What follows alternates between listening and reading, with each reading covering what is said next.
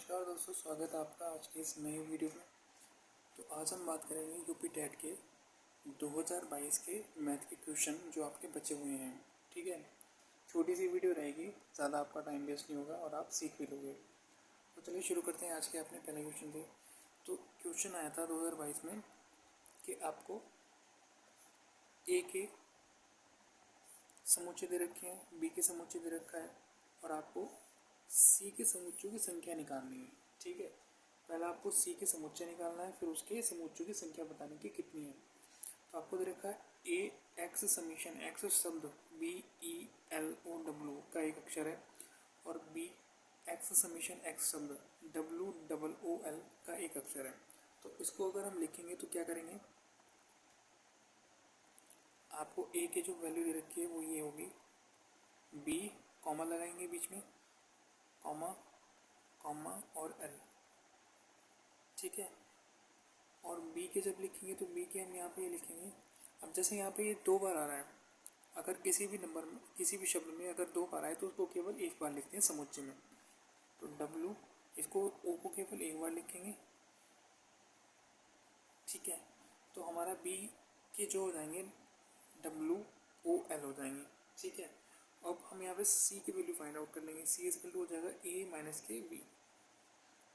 तो ए माइनस के बी क्या करेंगे, हम जो भी बी में आ रहे हैं और वो अगर ए में भी आ रहे हैं तो उसको हटा देंगे, नेगलेक्ट कर देंगे। ठीक है, तो डब्लू आ रहा है, डब्लू हट जाएगा, ओ आ रहा है, ओ हट जाएगा, एल आ रहा है, एल हट जाएगा। तो हमारे पास क्या आ जाएगा, सी के समुच्चय बी और ई। कितने नंबर है, ये 2 नंबर है, यानी कि सी के जो समुच्चय की संख्या है एन बराबर कितना मिल जाएगा हमें यहाँ पे, एन बराबर 2। ठीक है, 1 और 2, एन बराबर 2 होगा। अब हमें निकालना है सी के समुच्चयों की संख्या। तो सी के जो समुच्चय हो जाएंगे वो क्या हो जाएंगे, आपके सी के उप समुच्चयों की संख्या 2 की पावर एन। और एन की वैल्यू कितनी है, 2, तो 2 की पावर 2 इक्वल टू 4। तो आपका इसका आंसर क्या हो जाएगा, आपका इसका आंसर हो जाएगा 4। ठीक है, अब चलते हैं अपने नेक्स्ट क्वेश्चन पे। अगला क्वेश्चन हमारा ये है, इजी क्वेश्चन है सारे, कोई इतने टफ क्वेश्चन नहीं है। क्वेश्चन क्या है हमारा, हमारे पास 2 वृत्त रखे हैं, 2 लंबवृत्तीय शंकु की ऊंचाई, हमारे पास शंकु है और उनकी ऊंचाइयों का हमें रेशो दे रखा है। कितना है, 25 और 64। ठीक है, तथा उनके व्यासों का अनुपात होगा 4 और 5। तो उनके आयतनों का अनुपात आपको फाइंड आउट करना है। एक बार मैं ज़रा दूसरे रंग का पेन सेलेक्ट कर लेता हूँ, फिर उसके बाद करते हैं। ठीक है, तो आपको क्या करना है, उनके आयतनों का अनुपात आपको यहाँ पे फाइंड आउट करना है। तो क्या करेंगे, आपको पता होगा शंकु के जो आयतन है उसका फॉर्मूला क्या होता है, तो हम यहाँ पे कर लेंगे। शंकु के जो आयतन का फॉर्मूला होता है 1/3 पाई आर स्क्वायर एच, ये होता है। ठीक है, शंकु के आयतन का जो फॉर्मूला होता है ये होता है।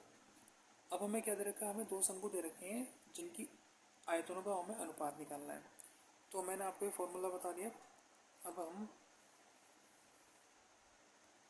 यहाँ लिखेंगे शंकु के आयतनों का अनुपात, शंकु के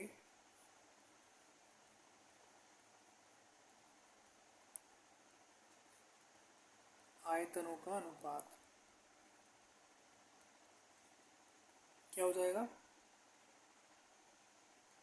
शंकु के आयतनों का अनुपात क्या हो जाएगा, 1/3 पाई r1 का स्क्वायर h1, 1/3 पाई r2 का स्क्वायर h2।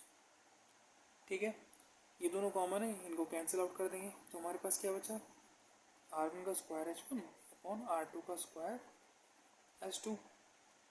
अब हमें पता है कि हमारे पास जो हमारे शंकु हैं उनके हमारे पास जो डायमीटर है उसका रेशो दे रखा है।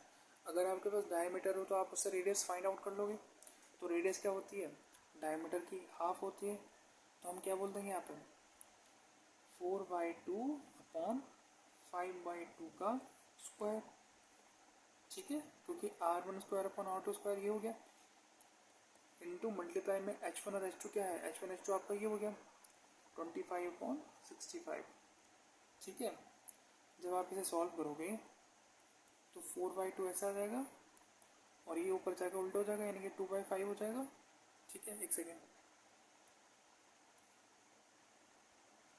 ये हो जाएगा आपका 2/5, इसका स्क्वायर किया हमने 25/65, कैंसिल आउट हो गया। 4 का स्क्वायर करेंगे 16, 5 का स्क्वायर करेंगे 25, 25/64 और 25 से 25 और ये कैंसिल आउट हो गया। तो आपका शंकुओं का क्या अनुपात आ गया? 1:4।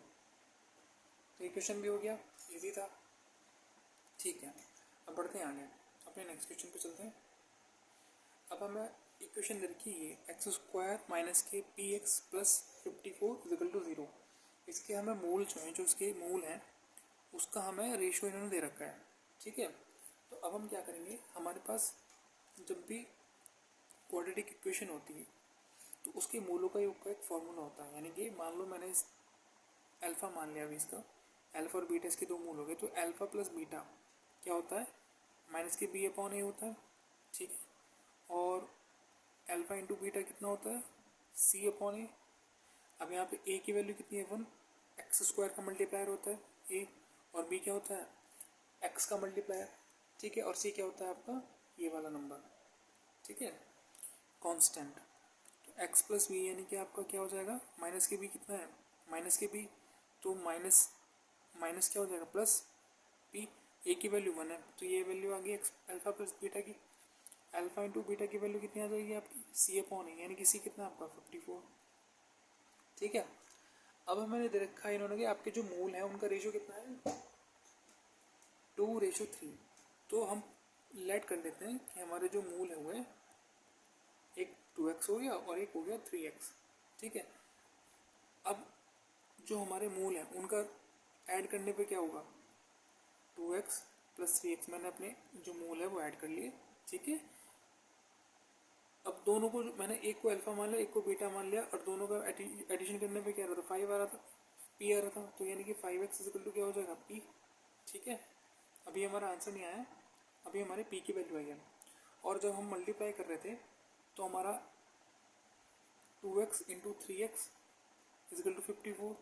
तो ये क्या हो जाएगा? 6x² कितना हो जाएगा? 54। काट दोगे 96 54, और x की वैल्यू कितनी आ गई आपके पास? 3 आ गई। ठीक है, अब आपको क्या करना? p की वैल्यू फाइंड आउट करनी है। अब p की वैल्यू हमारे पास 5x है। अब जहाँ x है वहाँ पे आपको 3 रख देना है, तो यहाँ p वैल्यू कितनी आ देगी? 15 आ देगी। तो ये आपका आंसर हो गया। तो क्या आ गई आपकी वैल्यू? 15 आ गई। ठीक है, अब बढ़ते हैं अपने नेक्स्ट क्वेश्चन पर। Question number 4। तो ये कह रहे हैं जतिन एक वस्तु को इसके मूल्य से 10% कम पर खरीदता है। तो मान लो किसी वस्तु का मूल्य हमने मान लिया 100 रुपीज़।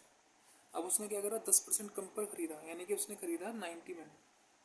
ठीक है, उसने 100 रुपये की चीज़ थी कोई, 90 रुपये में उसने खरीद ली, और इसके मूल्य से 10% अधिक पर बेचता है। अब जो इस वस्तु का जो मूल्य था, यानी कि मूल्य क्या था इसका? 100, उसने इससे 10 रुपये अधिक पर बेच दिया, यानी कि उसने कितने पे बेच दिया? 110 पे बेच दिया। तो ये इसका एक्चुअल प्राइस था, इतने पे इसने खरीदी और इतने पे इसको बेच दिया। अब बताओ इसको कितना फ़ायदा हुआ? ली तो इसने 90 में थी, बेची कितने में इसने? 110 में। तो कितने का फ़ायदा हुआ? 20। कितने पे हुआ ये 20 का फ़ायदा? 90 पे, जो इतना लिया था, इंटू 100। इसको मल्टीप्लाई कर लो तो आपका आंसर आ जाएगा 22 इतने % का इसको प्रॉफिट हो जाएगा। ठीक है, ये तो इजी क्वेश्चन था, सबको समझ में आ गया होगा। अब बढ़ते हैं अपने नेक्स्ट क्वेश्चन पर। अगला क्वेश्चन हमारा है किसी परिवार का मासिक व्यय, एक चित्र है, डायग्राम बनाता हूँ।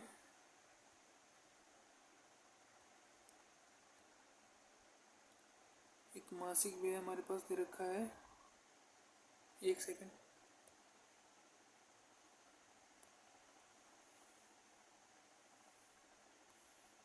ये हमारा डायग्राम हो गया। ठीक है,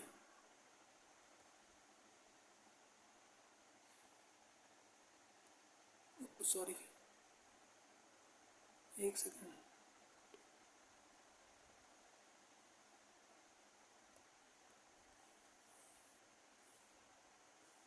ये हमारा डायग्राम हो गया। अब इसमें इन्होंने ये 3-4 पार्टीशन कर रखे हैं। एक हो गया आपका शिक्षा का, ये आपका 25%।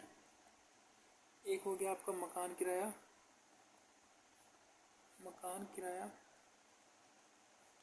ये हो गया आपका 20%। एक हो जाएगा आपका यात्रा का, ट्रैवल कर रहे हो आप, घूम रहे हो कहीं, ये हो गया आपका 15%। एक आपका हो गया फूड का, ये हो गया आपका 20%। और एक आपका हो गया सेविंग का, बचत का, ये हो गया आपका 20%। ठीक है, तो ये हमारा डायग्राम हो गया। चित्र के अनुसार यदि शिक्षा और यात्रा यानी कि एजुकेशन और आपकी जो ट्रैवल है उसका खर्च का अंतर 4,000 है, यानी कि एजुकेशन और ट्रैवल इसका खर्च का अंतर कितना बता रहे हैं, 4,000 रुपये। शिक्षा माइनस यात्रा कितना खर्च बता रहे हैं, अंतर इनका 4,000 रुपये। ठीक है, अब हमारे पास शिक्षा का कितना खर्च हो रहा है, 25%। तो 25% माइनस यात्रा पे कितना, 15%, इज इक्वल टू 4,000। इनका डिफरेंस आ गया हमारे पास 10%। 1% की वैल्यू कितनी आ गई, 400। 100% की वैल्यू कितनी आ जाएगी यहाँ से, 40,000। तो परिवार की कुल आय कितनी है, तो परिवार की कुल आय कितनी होगी आपकी परिवार की कुल आय 4,000 रुपये। बढ़ते अपने नेक्स्ट क्वेश्चन पर।